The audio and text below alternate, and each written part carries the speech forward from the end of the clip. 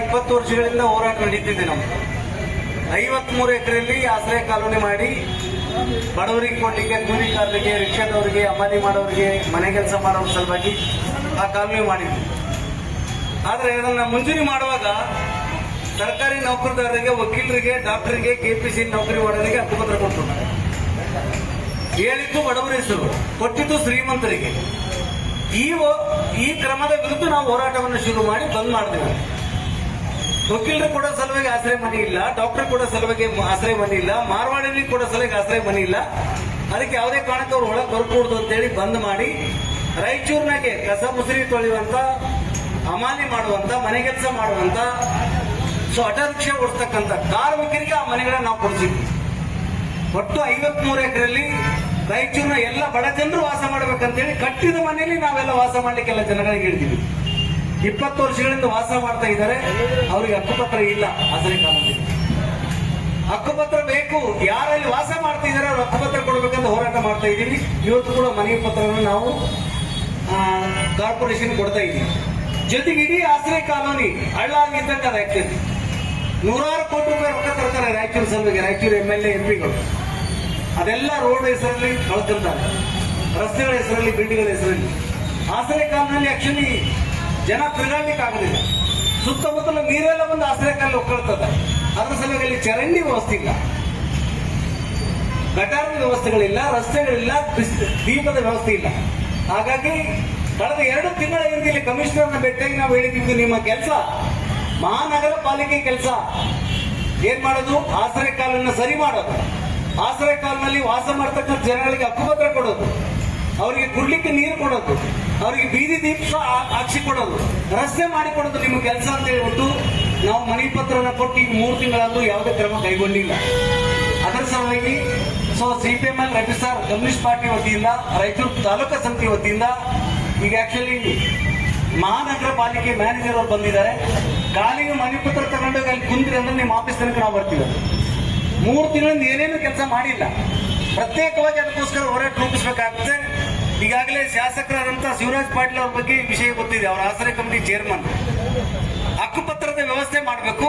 ರಾಜೀವ್ ಗಾಂಧಿ ನಿಗಮ ಕೂಡ ನಾವು ಬರೆದಿದ್ದೀವಿ, ಎಲ್ಲ ಪೇಪರ್ಗಳಿವೆ. ಹಕ್ಕುಪತ್ರ, ರಸ್ತೆ, ಕುಡಿಯೋ ನೀರು, ಬಹಳ ಮುಖ್ಯವಾಗಿ ಚರಂಡಿ ವ್ಯವಸ್ಥೆ ಆಗಬೇಕು. ಮತ್ತು ಸಾವಿರಾರು ಜನ ಅಲ್ಲಿ ಬಡ ಜನ ವಾಸ ಮಾಡ್ತಾ ಇದ್ದಾರೆ, ಲೇಬರ್ ಜನ ವಾಸ ಮಾಡ್ತಾ ಇದ್ದಾರೆ. ಅಲ್ಲಿ ಉಳವುಪಡಿ ಇದೆ, ಬೆಳಕಿನ ವ್ಯವಸ್ಥೆ ಇಲ್ಲ. ಕೂಡಲೇ ಆಕ್ಚುಲಿ ರಾಯಚೂರು ಮಹಾನಗರ ಪಾಲಿಕೆಯವರು ಹಗಲು ರಾತ್ರಿ ನಿಂತು ಅದನ್ನ ತಯಾರಿ ಮಾಡಿಕೊಡ್ಬೇಕಂತ ಹೇಳ್ಬಿಟ್ಟು ನಾವು ಮನವಿ ಪತ್ರನ ಕೊಡ್ತಾ ಇದ್ದೀವಿ. ಇನ್ನು 15 ದಿನದೊಳಗಡೆಗೆ ನೀವು ಮಾಡದೆ ಹೋದ್ರೆ ಮುನ್ಸಿಪಾಲಿಟಿನ ಇಡೀ ಅಲ್ಲಿ ಆಶ್ರಯ ಕಾಲೋನಿಯಲ್ಲಿ ಇರ್ತಕ್ಕಂಥ ಹೆಣ್ಣು ಗಂಡು ಕೂಸು ಕುನ್ನಿ ಸಮೇತ ಆಕ್ಚುಲಿ ಮುನ್ಸಿಪಾಲಿಟಿಗೆ ಮುತ್ತಿಗೆ ಹಾಕ್ಬೇಕಾಗುತ್ತೆ ಅನ್ನುವಂತ ಎಚ್ಚರಿಕೆಯ ಜೊತೆಗೆ ನಾವು ಆಕ್ಚುಲಿ ಈ ಮನವಿ ಪತ್ರನ ಕೊಡ್ತಾ ಇದ್ದೀವಿ.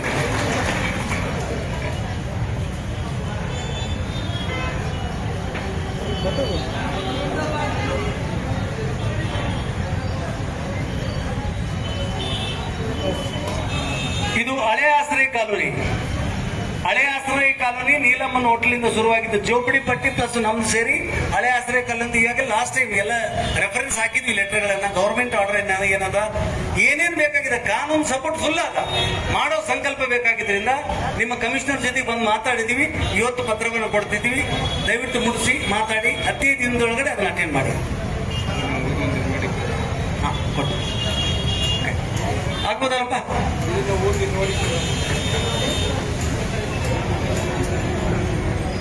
ಕಳಿಸ್ತೀವಿ. ಓಕೆ.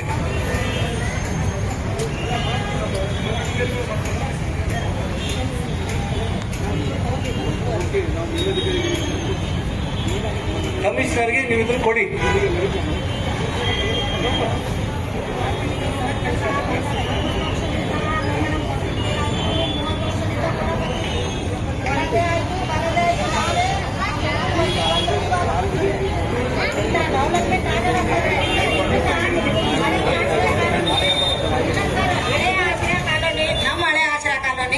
ಇಷ್ಟಕ್ಕ ನಮ್ಗ ಲೆಕ್ಕ ಐತೆ ಇಲ್ರಿ.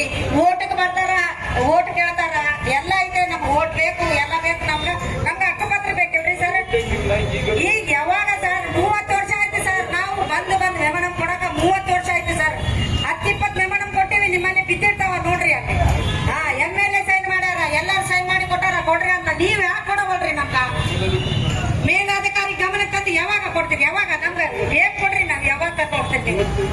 ಕೊಡ್ತೀರಿ ಯಾವಾಗ? ನಾವು ಬರೋದು ಎಷ್ಟು ಸಲ ಬರ್ಬೇಕು ನಾವು? ನಮ್ ಕಾರ್ ಓದು, ಚಪ್ಪಲಿ ಓದು, ನಾವು ಎಲ್ಲ ಓದು, ನಾವು ಸತ್ಯನಾಶ ಆದಿವಿ, 8 ಕೇಸ್ಗಳು ಮಾಡ್ಕೊಂತೀವಿ, ಜೈಲಿಗೆ ಬಿದ್ದೀವಿ, ಸುಡುಗಾಡಿಗೆ ಹೋಗಕ್ಕೂ ರೆಡಿ ಆಗಿವಿ. ಇವಾಗ ಅವಾಗಾದ್ರೂ ನಿಮ್ ಗಮನಕ್ಕೆ ಬಂದಿಲ್ಲ ಅಂದ್ರೆ ಯಾಕೆ ಗೌರ್ಮೆಂಟ್ ರೀ ನೀವು? ನಮ್ ಸಲುವಾಗಿ ಇಲ್ಲ ಅಂದ್ರೆ ನಿಮ್ ಗೌರ್ಮೆಂಟ್ ಯಾರ ಸಲುವಾಗಿ ಐತೆ ಹೇಳ್ರಿ? ನಾವು ಬಡವ್ರ ಸಲುವಾಗಿ ಗೌರ್ಮೆಂಟ್ ಇಲ್ಲ ಅಂದ್ರೆ ನಿಮ್ಗೆ ಯಾರ ಸಲುವಾಗಿ ಐತೆ? ನಾವಿಲ್ಲ ಅಂದ್ರೆ ನೀವು ಎಲ್ಲಿದ್ದೀರಿ? ಯಾರ ಸಲುವಾಗಿ ಕೆಲಸ ಮಾಡೋದು ನೀವು? ಅಲ್ಲಿ ನೀರ್ ಮತ್ತು ಮನೆಗೆ ಹೋಗತ್ತೆ ಹಾವು ಜೋಳು ಕಳೆದು 2-3 ಸತ್ತೋದ್ರು ಸರ್. ಮತ್ ನಿಮ್ ಗಮನಕ್ಕೆ ತಂದೀವಿ ನಾವು. 2-3 ಸತ್ತೋದ್ರು. ಆ ಕೌನ್ಸಿಲರ್ ಬರ್ತಾನ ಮಾಡ್ತೀನಿ, ಈ ಕೌನ್ಸಿಲರ್ ಬರ್ತಾನ ಮಾಡ್ತೀನಿ. ಏನ್ ಮಾಡ್ತಾನ ಒಂದು ಕೌನ್ಸಿಲರ್? ಏನ್ ಮಾಡ್ತಾನ? ಬರೀ ಹೆಣ್ಮಕ್ಳು ಬಂದ್ರೆ ಚಳಿ ತುಂಬಿದ್ರೆ ಹಂಗ್ ಹೋದ್ರೆ ಇವತ್ತು ಹೋರಾಟ ಬರಕ್ ಬಂದಿ ಇದಿಲ್ಲ. ಬಂದು ಬಂದು ಬಂದು ಸಾಕಾಯ್ತು ನಮ್ಗ. ಇನ್ನ ಯಾವಾಗ ಮಾಡ್ತೀರಿ ನೀವು? ಅಲ್ಲ ಯಾವಾಗ ನೀವು ಗೇಮ್ ನಮಗೆ ಯಾವಾಗ ಮಾಡ್ತೀರಿ ಅನ್ನೋದು ನಮ್ಗೆ ಒಂದು ಸಾರ್ ಅಲ್ಲ. ನೀವು ಕಮಿಷನರ್ಗೆ ಮಾತಾಡಿ ನಮ್ಗೆ ಏನೈತೆ ಇವತ್ತು ಸಾಯಂಕಾಲ ತನಕ ನಾನು ಹೋಗಲ್ಲ ಸರ್. ನಮ್ಗೆ ಏನ್ ಗಮನಕ್ಕೆ ತರ್ತೀರಿ? ಎಷ್ಟು ಸಲ ಮಾಡಿ ಕೊಡ್ತೀರಿ? ಎಷ್ಟು ದಿನ? 1 ತಿಂಗಳ, 15 ದಿನ, 20 ದಿನ, 6 ತಿಂಗಳ? ನೀವು ಯಾವಾಗ ಕೊಡ್ತೀರಿ ನಮ್ಗೆ ಖಚಿతంగా ಹೇಳ್ತಾನ ನಾವು ಇಲ್ಲಕ್ಕೆ ಹೋಗಲ್ಲ. ಒಂದ್ಸಲ ಲಾಠಿ ಚಾರ್ಜ್ ಆಗ್ಯದ ನಮ್ಮ ಮೇಲೆ. ಈ ಸಲ ಕೊಂದಿದ್ದೇವೆ ಬರೋಲ್ಲ, ನಾವು ಹೋಗಲ್ಲ. ನಮ್ಗೆ ಸಾಯಂಕಾಲ ತನಕ ಇಲ್ಲೇ ಕೂತ್ಕೊತೀವಿ. ನಮ್ಗೆ ಏನಾದ್ರೂ ಹಕ್ಕುಪತ್ರ ನೀವು ಮಾಡೇ ಕೊಡ್ಬೇಕು. 20 ಸಲ ಆಯ್ತು ನಾವು ಬರಾಕ, 20 ಸಲ ನಮ್ಮ ಮಕ್ಕಳು ಮೊಮ್ಮಕ್ಕಳು ಎಲ್ಲಾದ್ರೂ ನಮ್ಗ ತಿರುಗಿ ತಿರುಗಿ 8-10 ಕೇಸ್ ಆದ್ರೂ ನಮ್ಮಲ್ಲಿ ಹೊಡ್ಸ್ಕೊಂತೀವಿ, ಕೇಸ್ ಓದಿವಿ, ಜೈಲಿಗೆ ಓದಿವಿ. ಆದ್ರೆ ವಿನಾಗ ಇವತ್ತುವರೆಗೆ ಹಕ್ಕುಪತ್ರ ಇಲ್ಲ. ನಮ್ಗೆ ಯಾಕೆ ಗಮನಕ್ಕೆ ಬರವಲ್ಲಿವಿ ನಾವು? ಯಾಕೆ ನಾವು ಜನರಲ್ಲ? ನಾವು ಜನರಲ್ಲ ಹುಳ ಕಾಣಕತ್ತೀವಿ ಗೌರ್ಮೆಂಟ್ಗೆ. ನಾವು ಕಾಣವಲ್ರಿ. ನಾವು ಕಳಿಸಿ ಕೊಟ್ಟಿ ನಮ್ಗೆ ಏನು ಹೇಳ್ತೀವಿ ಹೇಳ್ರಿ. ಸಾಯಂಕಾಲ ತನಕ ನಾವು ಹೋಗಲ್ಲ, ಇಲ್ಲೇ ಇರ್ತೀವಿ, ಇಲ್ಲೇ ಕುಂದಿರ್ತೀವಿ. ಏನ್ ಹೇಳ್ತೀರಿ ಹೇಳ್ರಿ ನೀವು?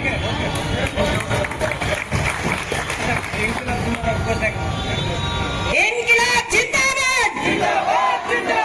ಇನ್ಕಿಲಾಬ್ ಜಿಂದಾಬಾದ್! Okay, thank you. ಓಕೆ, ಧನ್ಯವಾದಗಳು. ಈಗ ಅಖಿಲ ಭಾರತ ಮುಷ್ಕರ ಮುಂದುವರಿತದೆ. ದಯವಿಟ್ಟು ಎಲ್ಲ ಗಂಡು ಮಕ್ಕಳು ಕುತ್ಕೊಳ್ಬೇಕು. ನೀವು ಸೈಡಿಗೆ ಯಾರು ಗಂಡು ಮಕ್ಕಳು ಕಾರ್ಮಿಕರು ಹೊರಗೆ ಹೋಗಂಗಿಲ್ಲ. ಇದು ಮುಗಿತನ.